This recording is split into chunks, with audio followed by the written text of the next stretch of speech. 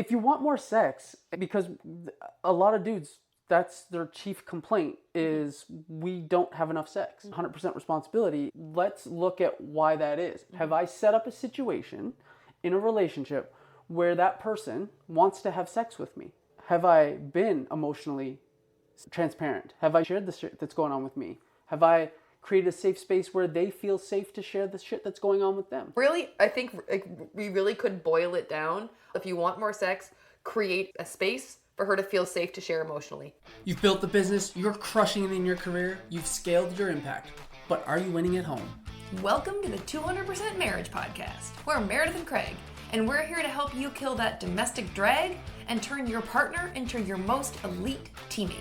From Russian taxi mishaps to hailstorms on the summit, we're sharing the raw and real stories and tactical drills you need to move out of roommateville and into your 200% life. So grab your gear. It's time to build an unstoppable team. Let's dive in. Welcome back to another episode of the 200% Marriage Podcast with Meredith and Craig.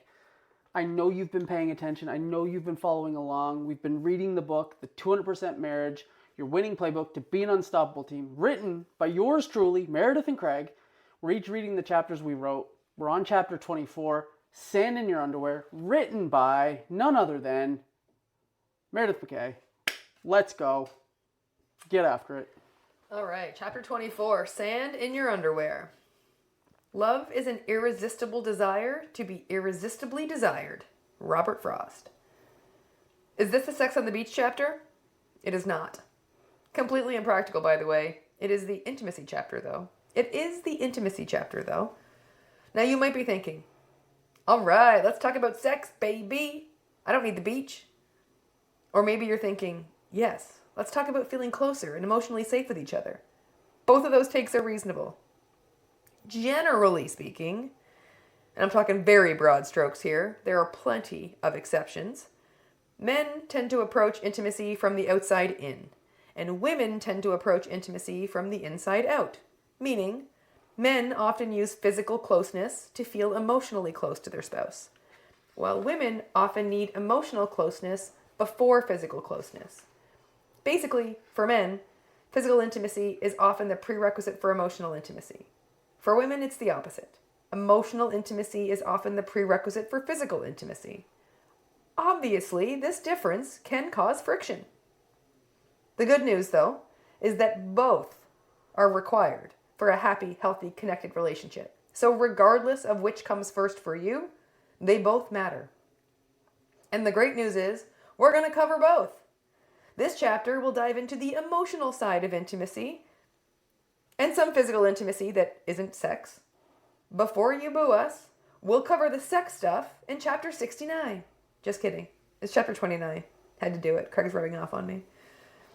The sex talk is in part 5, the commitment to fun, because, you know, sex and fun go together like PB&J. But don't jump ahead. Keep it right here. We're still going to have some fun right now, and it all starts with superpowers. When you were a kid, did you wish you had a particular superpower? Maybe invisibility? Maybe the power to fly? Maybe even mind reading? Most of us think mind reading is a superpower. It's not. As cool as I thought mind reading would be as a kid, I now realize it would be a disaster. We think millions of thoughts a day, many of which are not an accurate reflection of who we are. Random ideas we'd never act on. Moments we're not proud of. Passing noise. So someone who could read our minds wouldn't actually understand us any better. And yet, we expect our teammate to read our mind. We think, if you love me enough, if you knew me well enough, if we were in sync enough, then you should just know what I need. I shouldn't have to tell you. On top of that, actually telling your teammate what you want can feel about as comfortable as sand in your underwear. So we often, subconsciously, expect them to just know. Let's set the record straight once and for all. Mind reading is not a superpower. Not in life, and definitely not in relationships. Expecting mind reading is setting your teammate up for failure. What if, instead, you just told them what's going on? What if, instead, you just told them what's going on with you? You told them what you need. You told them what you want. Because here's the really fabulous news. There is a superpower for your relationship. But it's not mind reading. It's vulnerability. Vulnerability is literally the key that unlocks every kind of intimacy in your relationship. Now, I say lead with vulnerability like it's easy. It's not. Vulnerability is hard. Most of us didn't grow up with role models for it, so we have to learn it as grown-ups. Researcher Brene Brown, we'll just call her the authority on vulnerability and an absolute badass, defines vulnerability as risk, uncertainty, and emotional exposure. Anytime you share something that feels risky, uncertain, or emotionally exposing, you're being vulnerable. Most of us were taught that vulnerability is a sign of weakness. In truth, it's the opposite. Vulnerability is courage in action. Would a weak person bare their heart not knowing how the other person would respond? They would not. Would a weak person share something raw and personal to help someone get through something difficult? Hell no. Vulnerability takes massive strength. Of course, what feels vulnerable will look different for everyone. And what feels vulnerable for you will shift within the same relationship over time. If you remember back to chapter 11, when Craig and I first met, he asked me whether I liked Star Wars. At that stage in our relationship, that was vulnerable for me. He doesn't even remember asking. I remember exactly how I felt when he did. My chest tightened, my stomach churned, my brain spiraled because saying I don't like Star Wars felt risky at that stage. That might seem silly or trivial to you. To me, in that moment, it was not. I was afraid of rejection, so I felt a lot of uncertainty revealing my dislike for Star Wars. That tiny moment was vulnerable, and it's why I remember the moment so clearly, and why Craig doesn't remember it at all. He wasn't being vulnerable. I was. He didn't know until years later that it was a vulnerable moment for me. Today, my surface level preferences do not feel vulnerable to me in our relationship. What feels vulnerable to me in our relationship has changed. But the fear of sharing something vulnerable remains. One day, we were hiking in Arizona.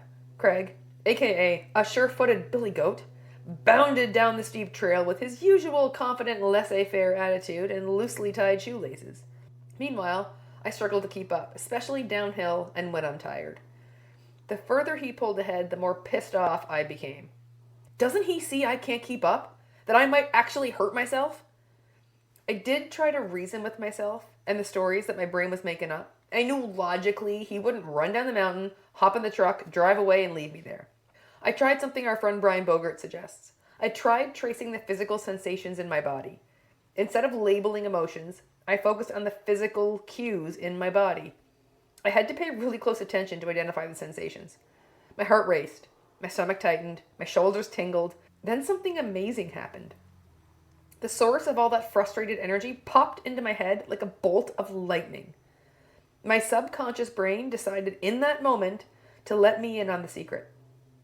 I was terrified of abandonment. I tried to talk myself out of it. I tried to explain it away, but it just rang true for me. I couldn't shake it. That's when I saw Craig nearing a large, slow-moving group. If he passed them, I'd never catch up. So I pushed harder, picked up my pace, and then tripped. Face planted. Hard. Scraped leg, bruised face, total scene.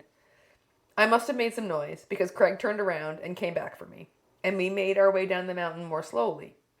All I could hear in my mind was that revelation. I have a fear of abandonment. I knew logically that Craig wouldn't learn about my fear of abandonment and promptly abandon me. But it still felt scary to tell him about it. It felt vulnerable to share this fear with him. But I knew I needed to tell him for two reasons. One, he needs to know about it so he can help me, try his best not to trigger me, and support me when I am feeling triggered. Secondly, everything I decide not to share with him adds a brick in the wall between us. The more bricks in that wall, the stronger it becomes, the more it separates us. I didn't want a wall between us. I didn't even want one brick between us. So the next day we were out for a walk, and I told him. Even though I knew he loved me and would support me, I still felt fear, uncertainty, risk, and emotional exposure when I shared it. But now that he knows, he supports me, encourages me, believes in me, and has helped me process it, work through it, and put it behind me. Bottom line, we're closer because I shared it. I want to take a moment and acknowledge that vulnerability is hard. Being vulnerable feels awkward, scary, hard, uncomfortable, all the things. And everything worth having lies on the other side of awkward, scary, hard, and uncomfortable. Vulnerability is like a muscle. The more you do it, the easier, not easy, but easier, it becomes. To make vulnerable conversations just a teeny bit easier, here's a little vulnerability hack. Go for a walk. When you're facing someone directly, eyeball to eyeball, it can feel more intense. It can feel like more pressure. When you're walking side by side with a view, space to breathe, acceptable moments of silence, it feels more natural. Pauses don't feel awkward, they feel reflective. Walking slows your reactions, gives you space to process, and helps you respond productively rather than to react emotionally. Another example of a vulnerable conversation that almost every single couple can relate to is the first I love you conversation. Someone has to say it first. Pure risk, pure exposure, peak vulnerability, and yet we do it. That's something to celebrate. And that's precisely the courage you need to channel for every vulnerable conversation. Here's Craig to get vulnerable and share with you the story of our first I love you. We just finished dinner at a restaurant in downtown Denver. Next up was a Nuggets game. We had different opinions on how to get to the stadium. The dreaded directions disagreement. We are both also, by default, a tad stubborn. We both tend to have a little, I'm usually, maybe not always, but almost always, right attitude. It's taken a lot of growth from both of us to get past this and focus on being happy over being right. But this was before that growth.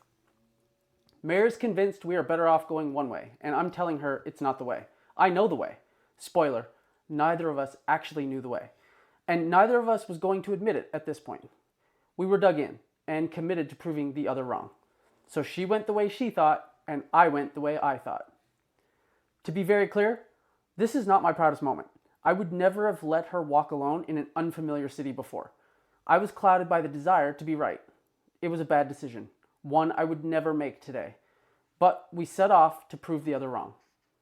By now, you might be asking yourself, I thought they said this was an I love you story. It seems more like a stupid breakup story. Chill, I'm getting to it. As I made that walk, lonely and annoyed, I began to really contemplate what was happening. I realized that this is incredibly stupid. This disagreement means nothing in the grand scheme of our relationship. Who cares who's right or wrong? I realized that she was more important to me than being right. I began to ask myself, what if something happened to her right now because you needed to prove you were right? I would never forgive myself. I realized how important she really was to me. I realized that though neither of us had ever said it out loud to each other yet, I love this woman. I need to tell her. So I called her. No, I didn't say I love you for the first time over the phone. Though with the way I was acting that night, I can see how you might have gone there. I asked her where she was so I could find her. We met up and walked the rest of the way together. We were both a little quiet. We were waiting in line to show our tickets for the game when I leaned in and whispered, I love you. Her eyes welled up with tears. She looked at me and said, yeah, but I was right. Just kidding. She said, I love you too. It was a great moment. Best words I ever heard. A core memory for life. We hugged it out and we went back to being us again, but a deeper, more connected us. That was incredibly vulnerable for me. Not only to admit that I was being an idiot, but to say I love you first was huge for me. I was still guarded and very protective of my heart because of my previous relationship. That disagreement really put things into perspective for me and allowed me to let my guard down and be vulnerable. When I did, things changed. We grew closer. That's when I began to realize the power of vulnerability. Lean into vulnerability. Like Mare said, it's a superpower for growing your connection. You cannot have true intimacy without vulnerability. When your teammate shares something, anything with you, your response determines whether they'll share something with you again. If you validate their feelings, they'll feel seen and heard and feel safe to share more with you. Each time you dismiss them, you're adding a brick in the wall between you. Stack enough bricks, and before you know it, you have a wall of disconnection between you. Let's look at an example of validating and an example of dismissing in action. Your teammate shares that they feel left out because some of their friends went to lunch without inviting them. You can't see why they'd be disappointed, because if you were in that same situation, you'd feel relieved to have the extra time to tackle your ever-growing to-do list. So you respond with, be grateful for the extra time to do other things. Plus, you couldn't go anyway. That's dismissal. This is how that response sounded to your teammate. You're wrong to feel how you feel. Nobody keeps sharing when they're made to feel wrong for their feelings. Instead, you could say, I'm sorry. I can imagine that doesn't feel very good. That's validation. It's that simple. Put yourself in their shoes. That's empathy. Empathy creates safety. When someone feels seen, understood, and safe, they're more likely to share more with you. More sharing equals more intimacy. When someone feels seen, understood, and safe, they're more likely to share more with you later. More sharing equals more intimacy. And validating becomes easier when you regulate your emotions. Regulating your emotions simply means you manage them. You manage your emotions instead of letting them manage you. Remember the chit-chat story from chapter 20? I felt triggered. I could have reacted emotionally and lashed out at him. What do you mean by chit-chat? Are you dismissing me? What makes you so important? Who made you king of important conversations? Then he likely would also have been triggered and reacted emotionally.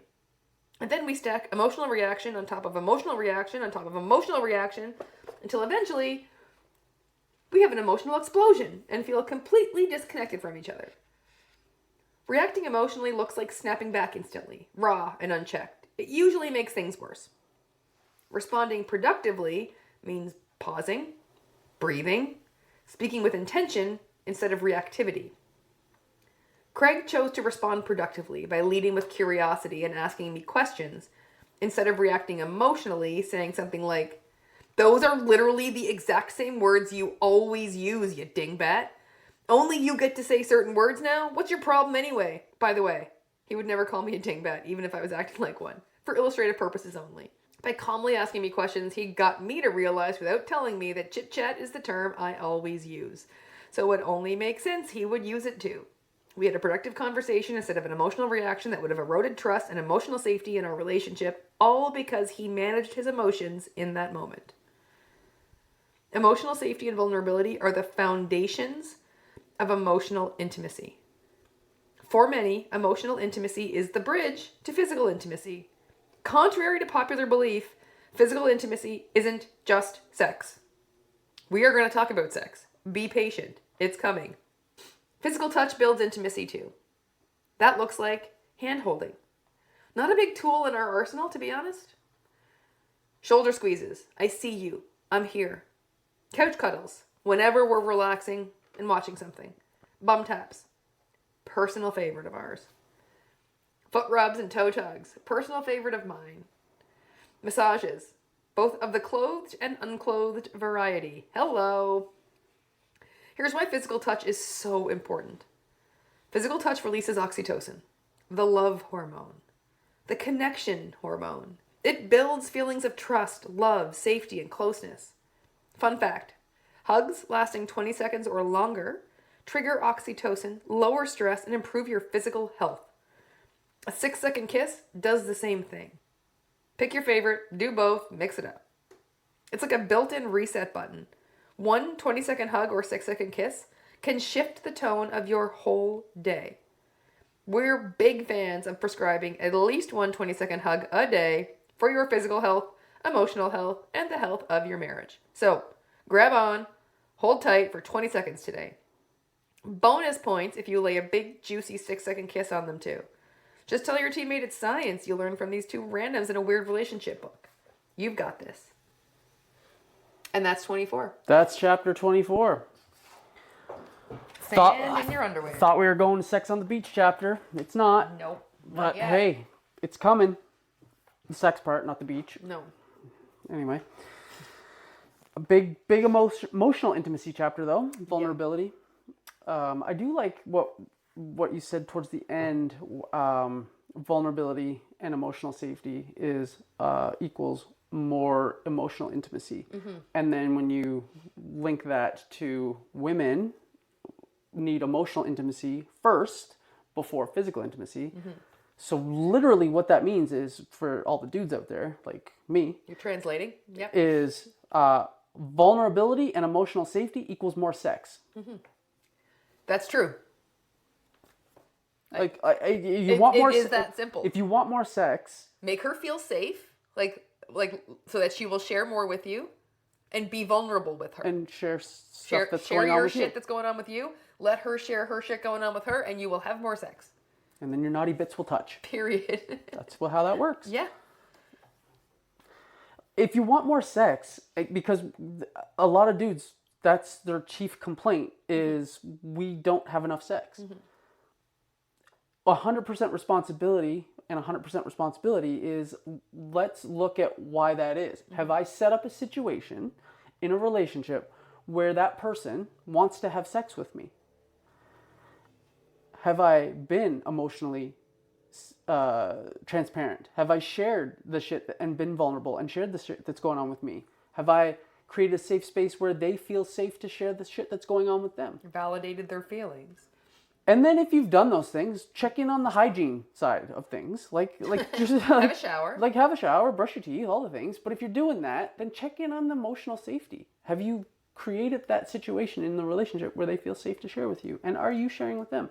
And by you sharing with them, you actually create a safer space for them to share with you. Correct. So really, I think we really could boil it down if you want more sex, create a space for her to feel safe to share emotionally. You do that by sharing emotionally yourself. You do that by validating her emotions when she shares them. You don't have to agree with them. You do not have to agree with them. You just have to have a little bit of empathy to say, I can imagine that must suck. I'm sorry. Like literally, that's all you have to do. And you have to respond productively and not react emotionally.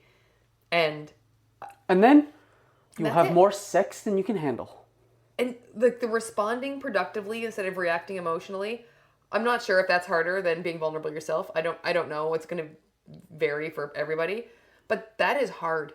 It is hard not to respond emotionally because the emotions are bubbling up inside of you and they come out your mouth and your eye roll and all the things. And the minute they do, you're fucked. Like Not the way you Not the way you wanna be. Not the way you were looking for. the way that the other person feels unsafe and are unlikely to share with you again. And Once you damage that, it's really hard to come back from. You have a lot of work ahead of you to. It's not to impossible, undo but it's it. hard. But the more you make them feel unsafe when they share, use those vulnerabilities as weapons against them, it just erodes it, and it's really hard to come back from. So Less sex. responding productively almost always requires a deep breath first. Like before you say or do anything, breathe in and then breathe out. And is this going to create a safe environment emotionally for both of us? If the answer is no, don't fucking say it. But vulnerability is the key to emotional intimacy, which is what women need. And so, like the key to this whole chapter, and the biggest takeaway, is that intimacy is both emotional and physical, and we're going to get to the physical side momentarily in a few chapters. But the emotional side is super, super important for half of the people out there, and so we really need to dial in and make sure that that emotional connection is happening so that we can get to and have the best physical connection possible. Yeah, so let's talk a minute about vulnerability because it's so fucking hard.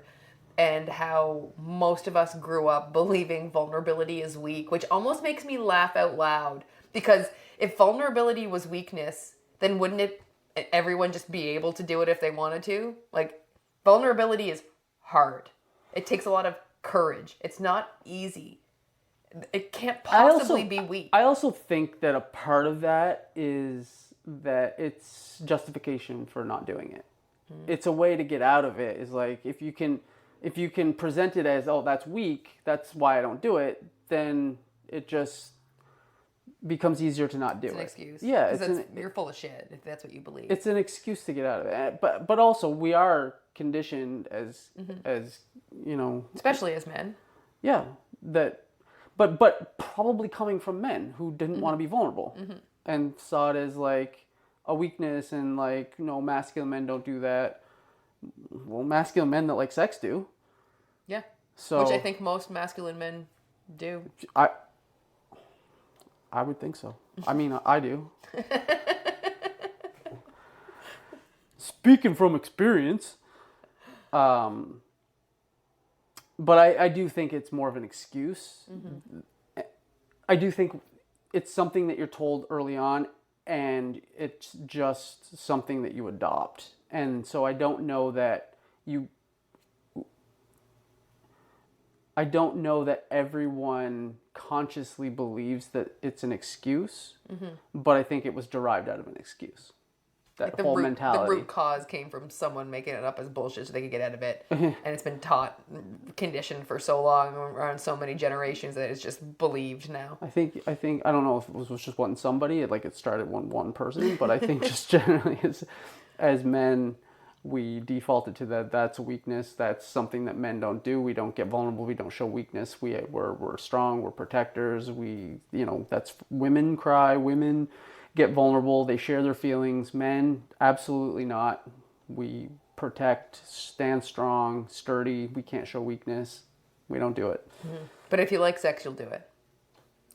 I mean, if you want to boil it down to its simplest terms, I think, if you want more sex, be more emotionally available. Mm-hmm. It's just is what is emotion? Because I've heard that emotionally available men in TV shows and movies growing up, and I didn't have a clue what that meant until the last few years. And it, I think, for me anyway, means that they're willing to be vulnerable and create space for me to be vulnerable. Yeah. 100%. And we shared our love you story in this chapter, which is interesting. It's funny. I remember that night very clearly. Very clearly. I don't remember where we... It's funny I don't remember exactly what restaurant. I remember the part of the city we were in. I remember, we... it's funny because you were absolutely going the wrong way. I couldn't even believe that's the path you were going. But anyway, whatever. It's funny because you crossed the street and you crossed the other way. I stayed on our side of the street that we were on, and I thought you were going to walk down the same, walk in the same direction, but the other side of the street. And when I got to the next block to cross over to meet you where you were gone. Yeah. I was like, what the fuck? Where did he go? Yeah. Poof. Couldn't believe it. Gone. I was like, oh shit. Yeah. How do I get there? Yeah. It was not my proudest moment, but I redeemed myself. You did? Yeah. Big time. Yeah. It was, interesting. I teared up when you told the story again. I experienced it the first time. Yeah. And then I read it 100 times in this book. Yeah. When we were writing and editing the book. And even still. Yeah. Right now, when you told the story. Every time. Yeah. Oh, it's a good ending. It's definitely not my proudest moment. It definitely doesn't paint me in the best picture. So it's vulnerable to share. Correct. For various reasons, but it's a good story though. I think it was funny. Adds to the book for sure. It feels on brand for us. Yeah, awkward, weird, on brand for sure. Anything else with this chapter you want to chit chat about? I don't think so. Yeah, okay. So, that's chapter 24, folks. On to the next one, chapter 25. What do we got? A little preview for you. We'll give you the title. 25. Big Trust Energy. BTE. Big Trust Energy. I think it's a McKay chapter. I think Mare's reading this one too. I think so too, yeah. Oh, it's a short one. Short chapter coming at you next week. Stay tuned. See you next week. Bye. If today's episode gave you a new lens for your relationship, don't let it stop here. The best teams never stop training. On Thursdays, we drop the Unstoppable Team newsletter on LinkedIn. It's our high-performance briefing designed to give you one tactical drill you can run with your teammate over the weekend. So just search Meredith and Craig on LinkedIn or click the link in the show notes to subscribe. Get the briefing, kill that domestic drag, and we will see you next Tuesday.